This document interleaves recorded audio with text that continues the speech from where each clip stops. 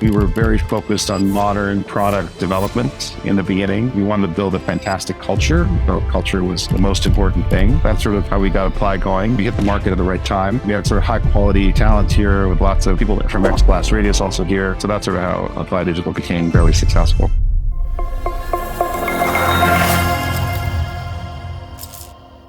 In this episode, I'm talking to Gautam Lohia, CEO and founder of Apply Digital, a digital innovation company that builds products and platforms for some of the biggest companies in the world, like Arc'teryx, Coca-Cola, Moderna, Lululemon, and more. We're going to talk about, one, how this agency separates themselves from the rest of the pack as one of the premier agencies. Number two, how do they win big contracts with these top 100 companies in the world? And number three, what are his personal thoughts on where AI is going? We're also going to try to figure out things like how much do they make per year? They're one of the largest agencies. And his average contract value sizes. I mean, these are some of the largest companies in the world that he's working with. So each contract should be pretty large, right? And if he can't answer a question, we both have to take a shot of hot sauce. Wish me luck, Martians. Hope you enjoyed this one. Hello, Martians. Welcome back to another episode of Marketing on Mars. Today, I have a mentor, someone that I'm very fortunate to call a mentor and a friend. He's also the CEO and founder of a company called Apply Digital.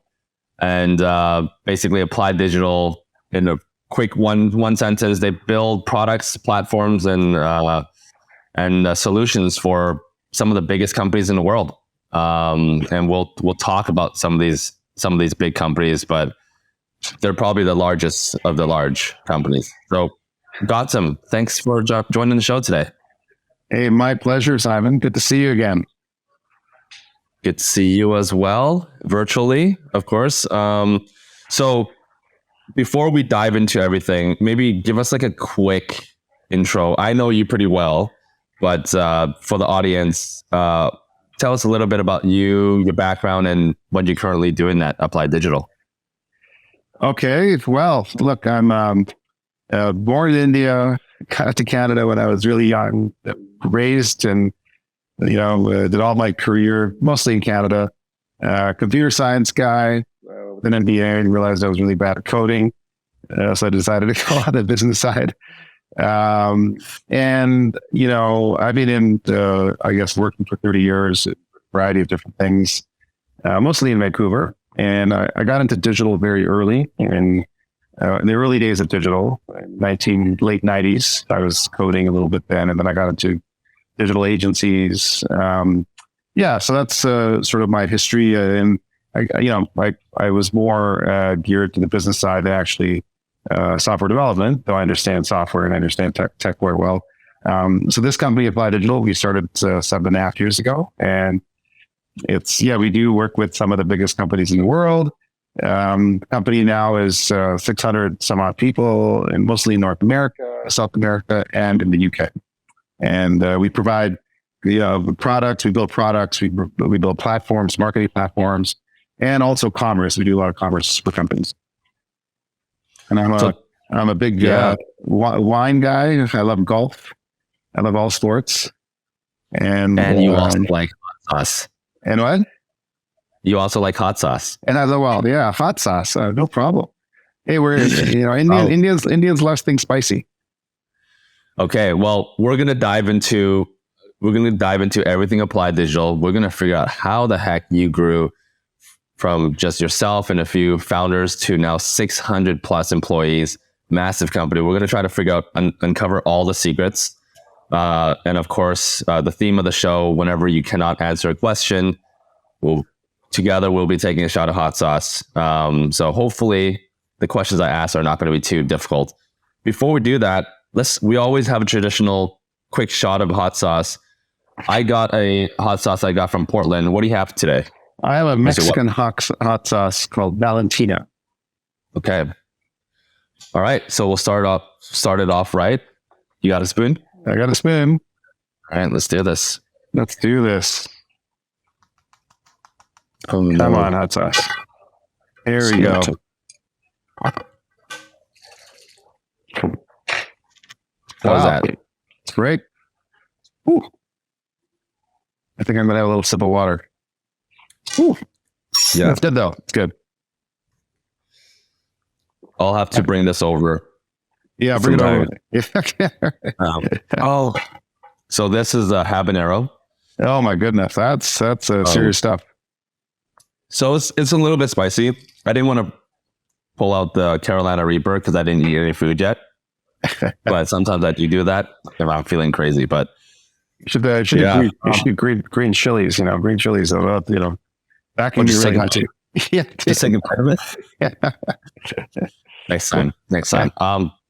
All right, let's dive a little bit deeper into your background. So sure, you're an agency guy. You've worked in agency for many years. Started in around 2000 when you were working for a company called Blast Radius, and there was a successful exit there. Talk to us a little bit about your journey at Blast Radius and kind of how that formulated, how that led to Applied Digital afterwards as well. Yeah, I mean, Blast Radius was one of the early digital agencies, right? When there weren't no digital agencies, there were marketing agencies, right?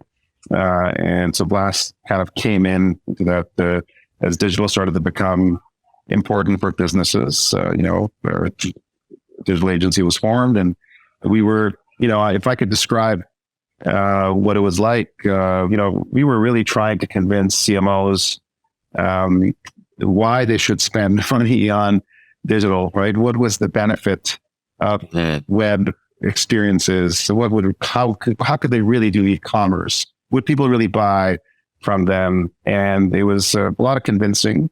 There were some early uptakers, right? And in certain industries, gaming was fast. I think Nike was one of our clients back then. They were really fast into it because they wanted to use content to get to a young audience, the young audiences. So that was kind of, the agency world we were in. They're doing all kinds of things, commerce platforms, lots of marketing for companies. And then, company we exited to a large marketing network, in 2017. And I'm getting it 2008.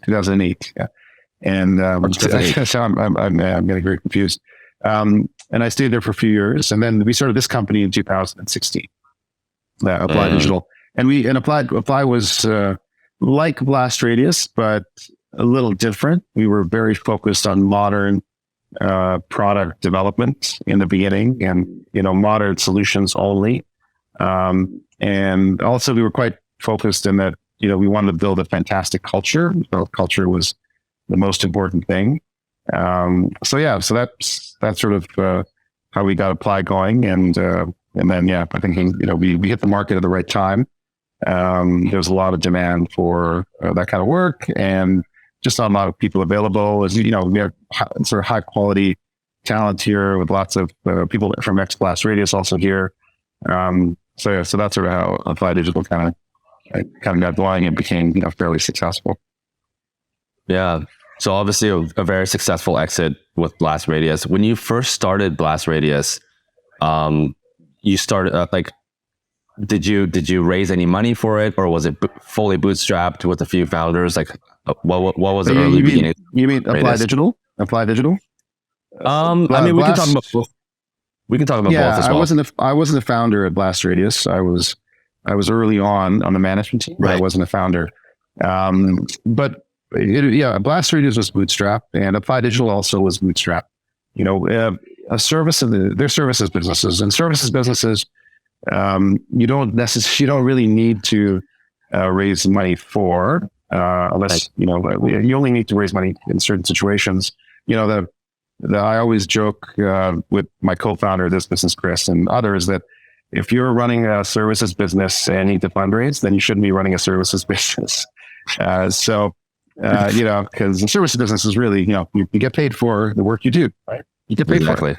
There's no massive amounts of R&D up front, massive amounts of product development up front. You're paid. You're all the time. So if you really can't run a good business where you're paid for, the time and energy you provide, then again, you shouldn't be running a services business. Run a product business. You'd be good at that. Yeah. So 600 plus employees. for the audience right now, that some people might know exactly who you are. Certainly, you're very well known in Vancouver. But people that don't know who you are or Applied Digital, give us a sense of where Applied Digital is at right now. Obviously, you guys haven't raised a lot of money. It was bootstrapped, but can you share things like revenue figures? Like, where are you guys at right now in terms of like revenue? Yeah. This year we're targeting. So we're a private company, and we did take a partial exit about a year and a half ago, and I can certainly talk about that if you'd like. But this year we're targeting about $100 million Canadian in revenue globally. Majority of it in North America, but quite a lot of it in the UK, and some of it also in South America. Okay, yeah, and I mean, I was just on the website going through just a small fraction of some of the clients that you guys work with. Give us a sense of some of the larger projects that you've worked on. You guys work with some of the largest brands in the world. Yeah. So look, we work with Kraft Heinz, right? And we're helping them with their entire digital experience strategy, and then actually building out direct channels to customers to support all the Kraft Heinz brands, right? And there's many, many, many brands. So we put in, we helped them with the strategy. We're helping them with all the platforms that they need to put in place. We call that the DXP, a digital experience platform, and all the different components of it. And now, now we're rolling it out to all the different brands. That's one company. Another, I think Kraft is a pretty big company. Another large company is Moderna. We do a lot of work for Moderna, and Moderna, as they commercialized with the COVID vaccine, and now they want to launch a lot of new products. They're in every country in the world. They need to have content distributed to all countries in the world. The content has to be obviously go through regulatory bodies. Sometimes they need to react to market conditions and publish things quickly. So again, we put in a full digital experience platform there, and we also helped to launch some products for healthcare professionals. So we're their digital partner, and we work with them. So, and we work with other large companies, but those are two of the big ones. Yeah, and actually a brand that one of my younger brothers works at, Arc'teryx.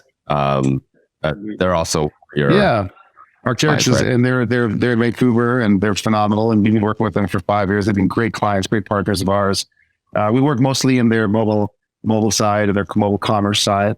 But we've helped them, kind of get through the COVID times where retail stores shut down, and their direct channel became much more important with them, and that was our work with them, helping them kind of grow their direct business. So they're still a great client of ours, and we love working with them. Amazing. So now, when it comes to kind of service-based business, like product building for Applied Digital, one of the biggest secrets to success has to be talent, right? Has to be the people on your team. When you think about talent, what is like, how do you source the best talent? And then retention is another key. Talk to us about acquisition. Sure. Yeah, look, it all starts with culture, right? People have many choices and where they can work today. There are lots and lots and lots of choices. Why would they work with us, right? Well, of course, we've got some interesting clients they could work for, and do some work with. Of course, we're in that digital kind of agency consulting category, and that's the kind of work we want. Well, yeah, we're a good place to be. But more than that, we focus on a work environment that really helps people accelerate their careers while having a great time and working with other smart individuals. And we really, I think, genuinely care for people's welfare. Not only how they're doing from a work perspective, but just how they're doing in life. And we've really focused on that. And you can see that in the culture of the company, and so everybody that joins feels important. So we focused a lot on culture, and we didn't want to create a culture of fear sometimes that agencies have. We had on sessions where we talked about innovation and creating an environment of learning and not having fear. And I think that's just permeated in the company, and that's kind of in the DNA of the company now. So people see that, when they want to join us, they hear about that culture, and then it helps differentiate us even further when they have a choice to make. And then and the same goes for retention. We focus a lot on creating great environments.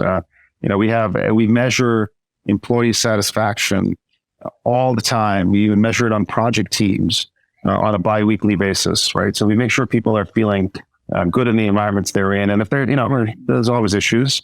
If we find PC issues, we see them fast, and then we try to dive in fast and try to help people resolve the issues. So I think that's what a good company does. Our in a services business, our number one asset, our only asset, is our people. So we really have to focus on that and make them feel really good about being here and learning here, but also just feel good about being in the company and coming to work or spending time with their colleagues every day. So that's what we focus on. Yeah. So I don't think we've had a single agency come on the podcast. And one of the reasons is it's really hard for an agency to grow even past $20 million in revenue or $15 million in revenue, right? And a lot of our guests that come on the show are larger, $50, $100, $200 million. So, very happy when you decided to come on the show, first of all. But it's so hard for an agency to grow. What do you think separated you from all the other agencies that try and maybe fail at the $5 million, $1 million mark? What's the secret for Applied Digital?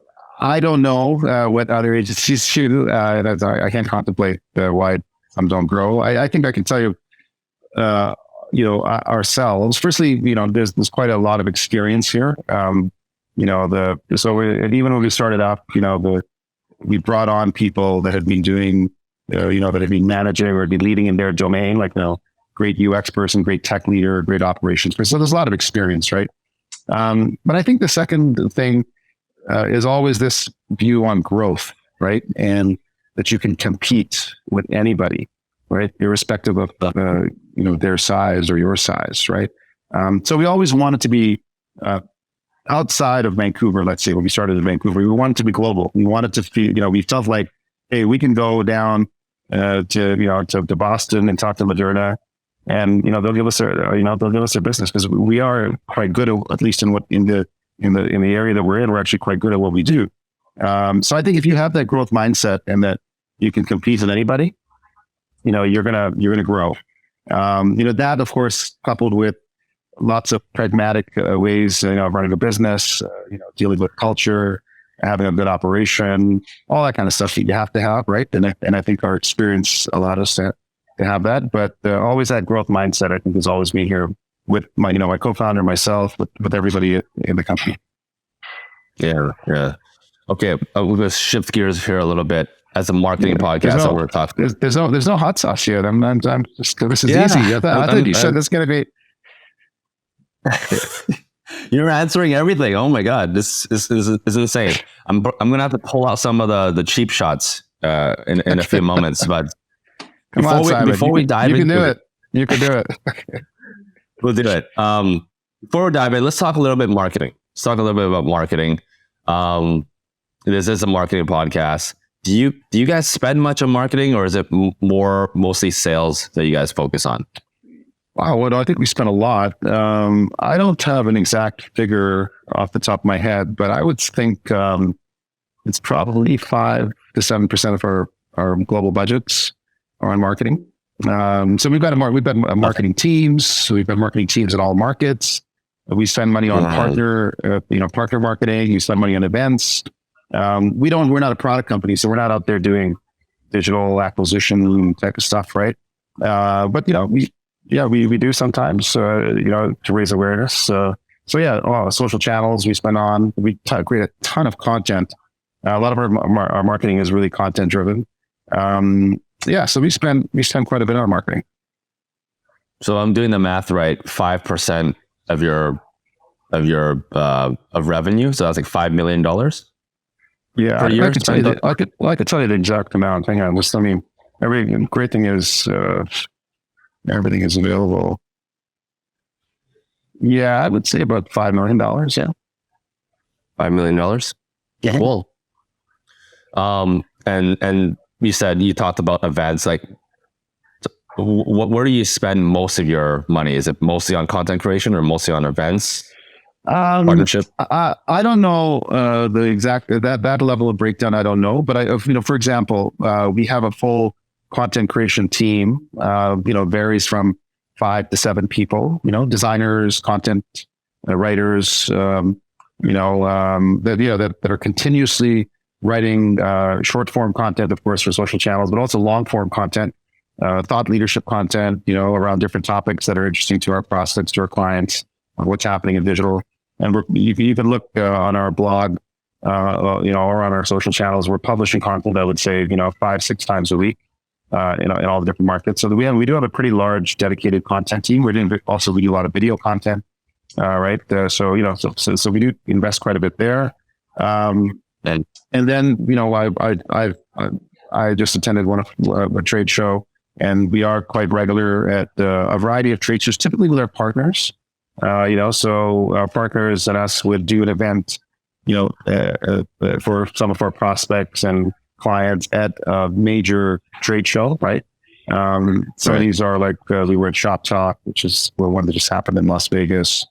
Things like that. There's this, we're in this modern kind of tech sector called MACH, right? Which is sort of all the modern ways of building digital solutions, the modern paradigm of building digital solutions. So we're a member of that group, and they have events as well. So I would say I don't know exactly how much we would spend on content versus partner activities, but I think it's quite a bit. In if that 5 million, there's quite a bit on both those sides.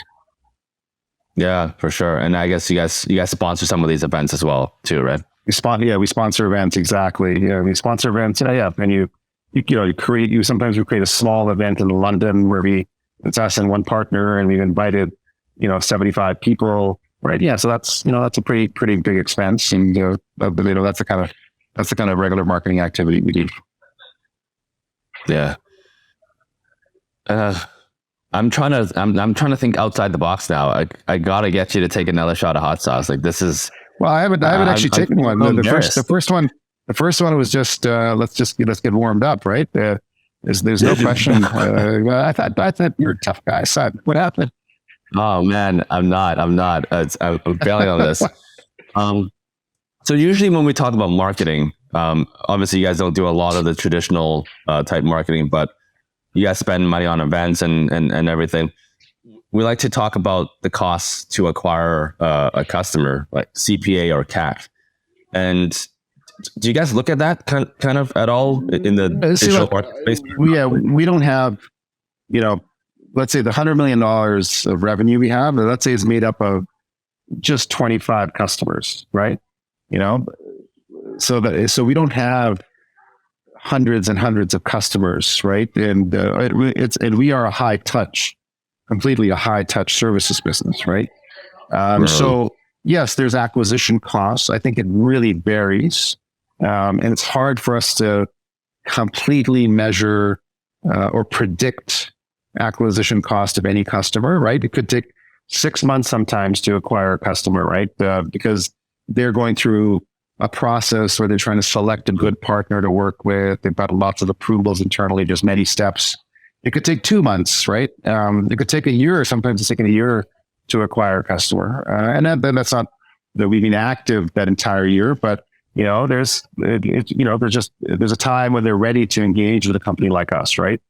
For work that they have, wow. Right? So it's really tough for us to measure, to say, hey, this is exactly what we would say is our acquisition cost for any single customer. It really varies, and it's probably quite a large amount, because, for example, if we're pitching, right, we have to put together lots of materials and approaches and budgets, and we have to spend that, just discuss that with clients. So that takes, lots of labor and energy to do. So it's probably pretty high. But again, we don't have hundreds and hundreds of customers. We only have, let's say, 25, that give us that, Wow. that $100 million. Yeah. So doing the math real quick, that means each one of your clients are paying you like 4 million. Yeah. I mean, of course, there's some that are higher, there's some that are lower, but yeah, I'm just if you want to do an average, that's generally what, that's 100 divided by 25. Yeah. So in my experience, and would love to hear your thoughts, big contracts like that, they're not just through a regular paid channel. Like they're not just going to go through an ad and click, hey, I'm going to spend $4 million. It's going to be referrals. It's going to be multiple touch points. You're going to have to meet them in person. You're building a relationship. All of that. Yeah. Right. So is that kind of like, talk to us about what it takes to close one of these projects. So again, it's, you're right. So yes, there's a variety of ways that we get let's call it a lead, right? Or the first time we get, sometimes it's through a referral. Sometimes it's through some marketing activity, right? Sometimes it's through a partner, right? So many ways that we get a lead, right? Or a prospect, right? That we can then start to see, hey, is this a good fit? And do they need us? And all that kind of stuff, right? So once that happens, then it's, it's initial conversations, assessments to see, are we a good fit? Do they need us? Are we the right type of company for them? Is that work that they're giving us the right type of work for us? And then sometimes it's a competitive process, right? And we have to compete, against other companies in our industry. And that's that pitch process, right? And then ultimately, if we win or if we get selected, then we engage, right? So that's where I meant that it could take 2 months to do that. It could take 6 months to do that.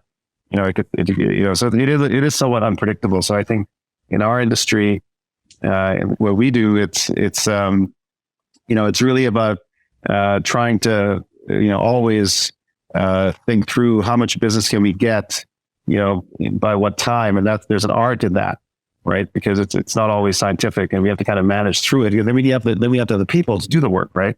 So it's and then we're hiring in advance as well to make sure people are available and ready and trained on Apply Digital. So there's a lot of art in that whole kind of managing your pipeline, your sales pipeline to your actual deliverable area, right? So speaking of people, obviously, like we all have friends and colleagues in life. Some we like more than others. When you got married, you probably had like your wedding party. Some are better than others. When it comes to your clients, do you have like a favorite client that you've ever worked with? Like who do you think is your favorite client? I would say to you that we love ambitious clients because they want to make change, right? And it doesn't matter if they're a large company or if they're a startup or well-funded startup or in this industry or that industry. As long as they're ambitious and they want to make change, that is our perfect client, because that is kind of the ethos of our company, right? We want to make change happen. We want to help companies transform themselves with digital. And it's great for our people to also be working with ambitious leaders, right? So several of our clients right now are, great clients. I would say all of them are. Yeah, I would say, Justin. Justin in Kraft Heinz. I mentioned Kraft. He's a phenomenal client. He's a great client. He's a change agent. He's he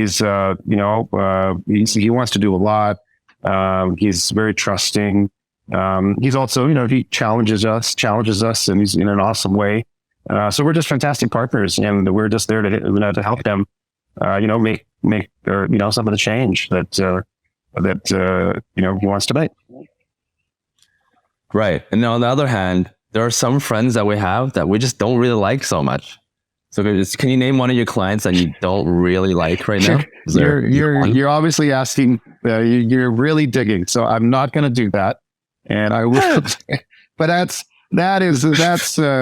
know. I don't know. That's a fair question. Even that question only has one answer, right? So right.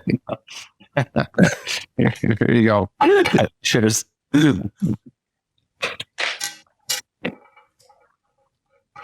Boom.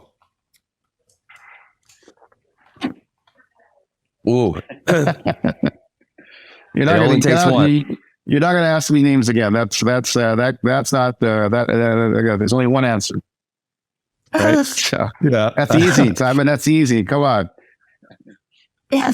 So going back to what it takes, like closing these big deals, they take a long time. You said 2, sometimes 6 months. A lot of people that are coming onto the show are saying that we're kind of in like a semi-recession, or we're in like a recession, and it's probably going to get worse before it gets better. And so sales cycles are getting longer. Some say they're doubling. What are you seeing in your industry? You're working with some of the largest companies. Like, are you feeling the recession? Like, do you see signs, and do you also agree it's taking longer and longer? Yeah. Well, look. Yes, it's definitely, I think, a turbulent time in the world. I think we know that. Companies are, obviously we've seen the tech layoffs, but all companies are just sort of questioning spend and all their different projects and tracks. And is this the right thing to do now, or do I wait? So yes, it's definitely a turbulent time, and we are being very, careful and, try to be pragmatic and smart about how we navigate through this time. It's certainly, it wasn't like it was 2 years ago where, people are growing, hiring, get this done. We want, things have slowed down, and I think cycles have slowed down, and I can't blame anybody. I think that's just the smart way to operate a business, and we're operating the same way. We're just being quite careful about, how, the investments we make and the decisions we make. Yeah. Totally. If you were to guess, like, when do you think things will return back to normal, or when are we going to start seeing like positive growth again in the economy? Look, I wish I could. I'm not an economist. I think there will continue to be spend in many areas, like our area, which is digital transformation. Right. When will it get back to sort of I would say normal growth time? I honestly don't know. It's hard to say. I think different industries will move in different ways, right? Different geographies will move in different ways. So, maybe the war, I think the war obviously has affected things. Maybe that ending might change things, certainly in the supply chain areas, and, we might see an impact on that. But yeah, so it's hard for me to predict. So we sort of have to just, we can't assume that we're over anything right now, though. If I would say one thing, and, we just have to wait and see, how things shape up over the next, 3, 4, 5 months, and maybe we'll be in a different time then, maybe not, right? Yeah. So yeah, like you're saying companies are spending still for digital transformation. Obviously it's huge, right? There's still some companies some industries like oil and gas, mining, or like certain industries are still a little outdated, and they're slowly coming back, and they're modernizing. What kind of trends are you seeing when it comes to product and digital transformation? Any trends that you're seeing happening this year, in particular 2023, that you're like pretty excited about?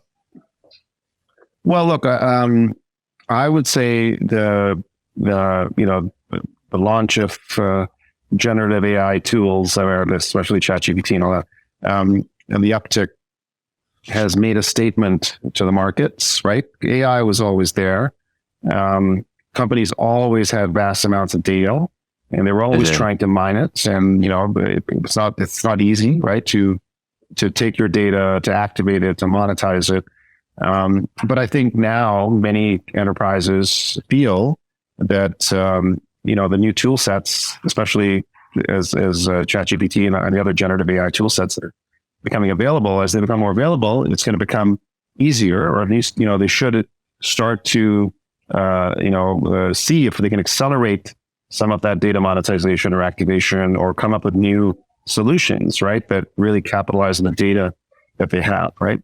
And, so I think that's definitely on the minds of many people. It's on our minds as well. We're trying to see how, and we are working with some of our clients on these things. And we're trying to see, can we use generative AI in ways to help companies, right, with make sense of all their data. What are some of the cooler projects that you're working on right now? That's related to AI. It says, as you know, we cannot talk about any specific projects with any of our clients. So that's a good question. That one I'll give you. That one, the other one, the name one was not a good one. I'll give you this one. I'll give you this one.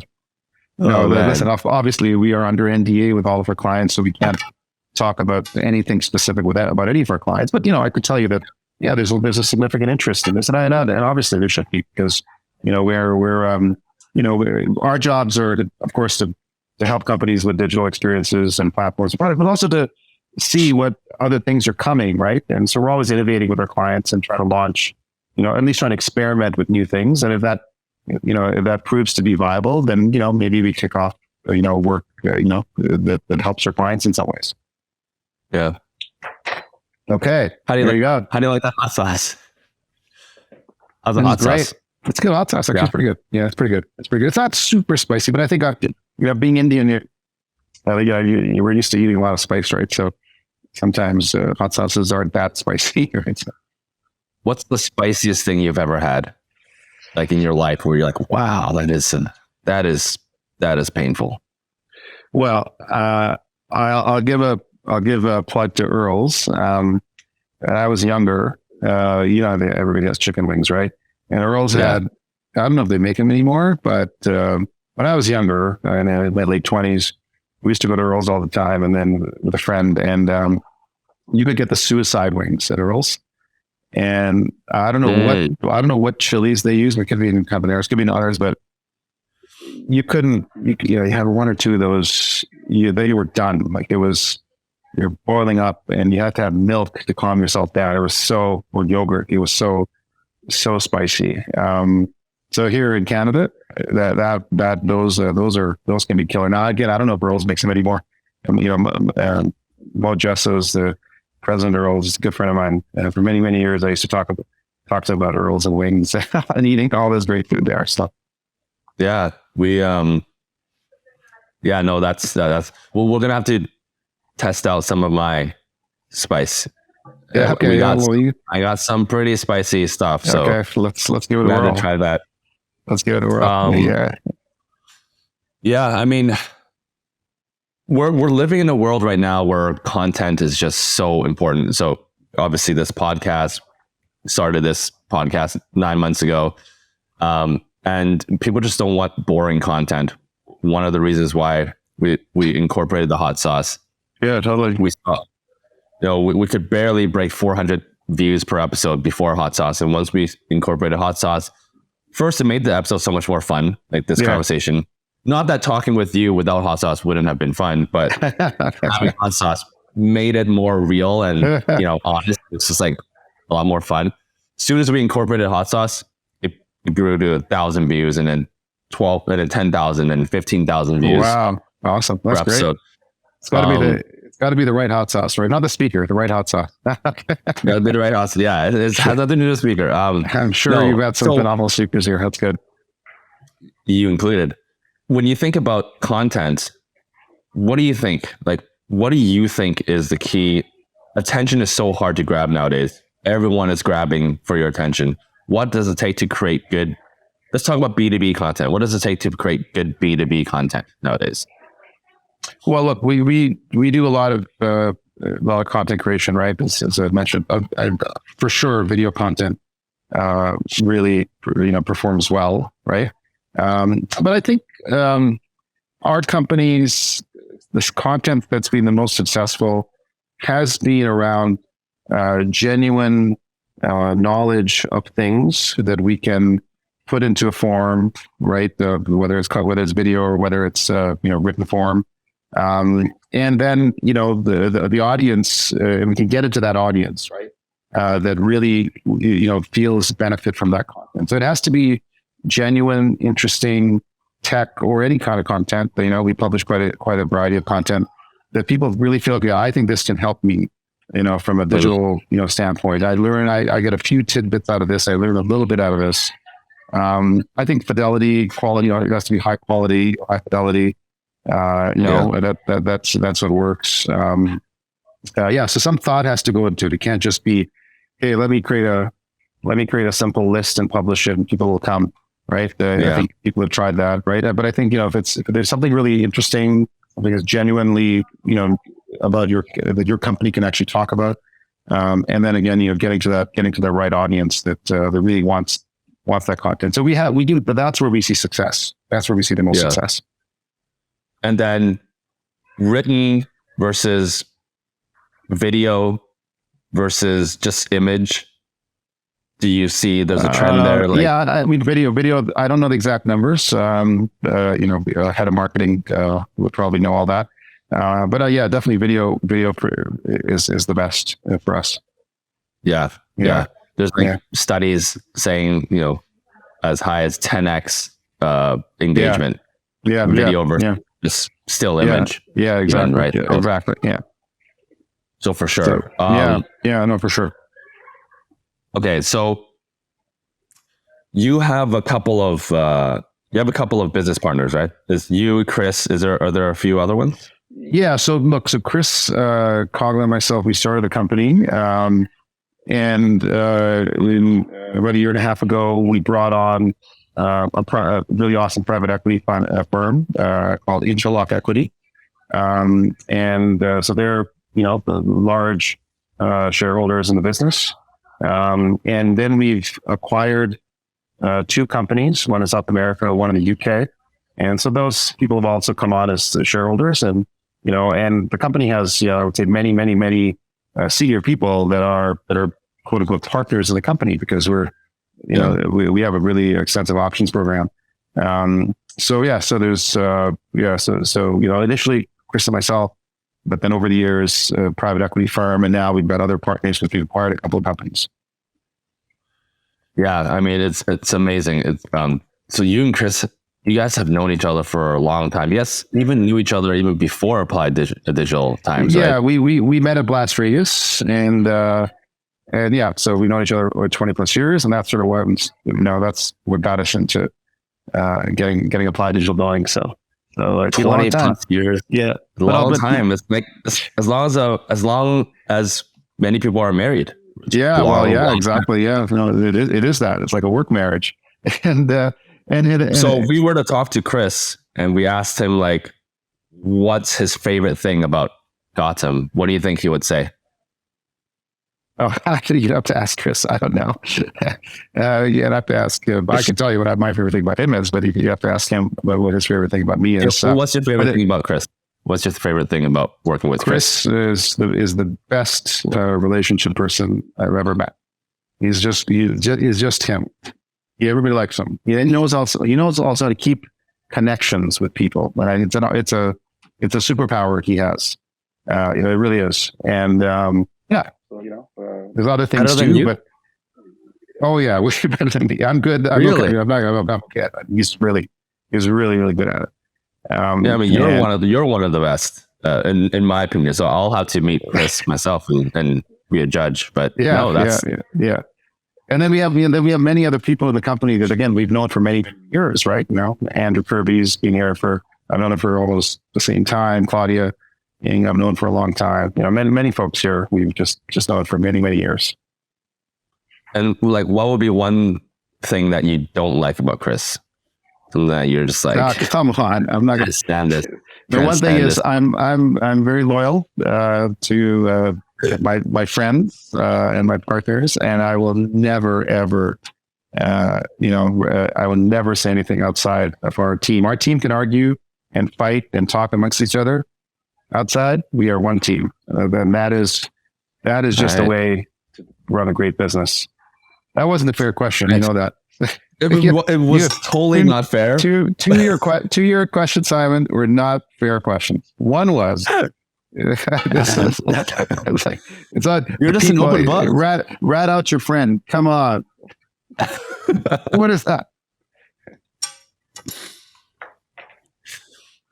All right. Well, while we're here, we might as well ask one question that's should be fair. We'll add it on top of this punishment shot, but your company's doing really well. How much does a successful CEO like yourself, like how much would you make per year in salary? Oh, I'd make a lot more than than I was making when I was 30. uh, okay, north of 200K. Yes, in certain currencies, yes. In certain, okay, good answer. Good answer. We won't probe any further. That's So good. I know you're short on time. I think there's like about a few minutes left. So we'll ask a few questions just for the people in the audience that are listening and are like, wow, what Gautam has built and Chris has built at Applied Digital is amazing. I'd love to kind of follow behind his footsteps, or I want to know how he got started. Like, what was life like life for you, like when you were growing up? Did you have some mentors that really supported you along the way, or talk to us about your journey? Look, I think you learn from many people, over the years, right? As you progress in your career, right? They could be university, they could be your first boss, they could be somebody, client or anybody. So I think I've learned from many, many, many people over the years. And I would say I've had many sort of mentors over the years, and I still have people that I go to if I have questions or advice or I want to bounce things off. Right. I think entrepreneurialism is it sometimes is in you, right? It's in you, and sometimes you fall into it, right? Now, I think for me, it was just in me. I could just say it because there's actual data. Like, I tried companies when I was 16, and then I tried another one when I was 19, and I tried when I was 21. And, so some, most didn't work. And, but I always enjoyed that environment of creating something, right? And giving a service of value to other people, something interesting. And then obviously that'd be good for me if it worked out financially, right? So I think it was always in my blood. I can see it in my children. A couple of my children are that for sure. They're already thinking about how to run a business and what to do, how to create some product or something or the other, right? So I see that. So I think, and the only thing I would say to people out there is, again, I think we know now it's the best time just to try to take a crack and start your business, right? I think we know that for many years. Everything is available, right? You can, just like this at low cost. You can try ideas, you can launch things, you can distribute things, right? So I would encourage everybody to try it. You certainly learn a lot, whether you succeed or you fail, and you feel like you're creating something of value that didn't exist before, right? So I think it's a wonderful feeling to try to create your own business. Right. And when you met Chris, you were kind of starting out in your career, like you were mid 30s or 30s when you met Chris? Yeah, no, I'd been working for a few years, and then I joined Blast Radius basically the same time he and I joined, basically. And he was more in sales, I was more in the operations and delivery. Yeah, and that's sort of where we met. Then we stayed there for quite a while. I stayed there longer than him, and then we got back together to start Apply. A few years after we both left the Blast Radius. Yeah. How much of entrepreneurship is just recognizing good people around you versus like just luck versus I don't know, like, because I know people are so important, right? Yeah, I think no matter what, it takes a team, right? It's always people, it's complementary people, kind of aligned on a purpose, but also willing to move and to shift and adjust as needed. I think luck is another word for luck in situations like this is timing, right? Timing. Yeah. I think it's not luck. I think obviously, I think the most important thing for entrepreneurship is hard work, right? No entrepreneur, you could have a great idea. You can start out with the idea. You'll find everything. You'll find the idea changes, right? And then you have to change. So it's not just about the idea. It's about hard work every day. And then sort of a passion and perseverance to try to make something happen. And, especially on those down moments, right? So you have to have a lot of perseverance. So I think, that's how good entrepreneurs succeed. And, it's never just about, when you start. It's sort of about, the process of, continuing through adversity. Yeah. I mean, Applied Digital wasn't just like a 1-year thing. You've been working on your craft for decades, right? Over a decade. Yeah. Well, before Applied, with this, it's in our sweet spot for sure. Meaning this is something I've been doing for a while and I'm quite comfortable with, and I don't need to learn. I mean, you're always learning, but I don't need to learn how to run a services business. I do know.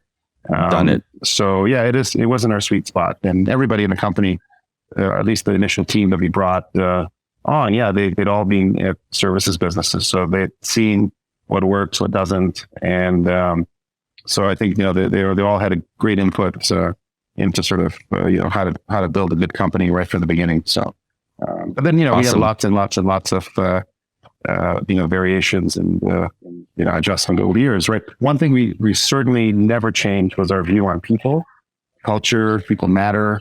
Really have to focus on it, and we always have, right? And I think that's key, right, to any company. And I think that we've stayed very, very consistent. And I certainly hope to as we get bigger. It's harder as we get bigger, but so far so good. And we really will put a lot of effort into it. Cool. All right, before we jump off, I know we're running out of time. Shall we do one last quick little tiny one? Just one for the road. One for the road. One for the road. And I'm only going to give you one on that. Okay, not 3.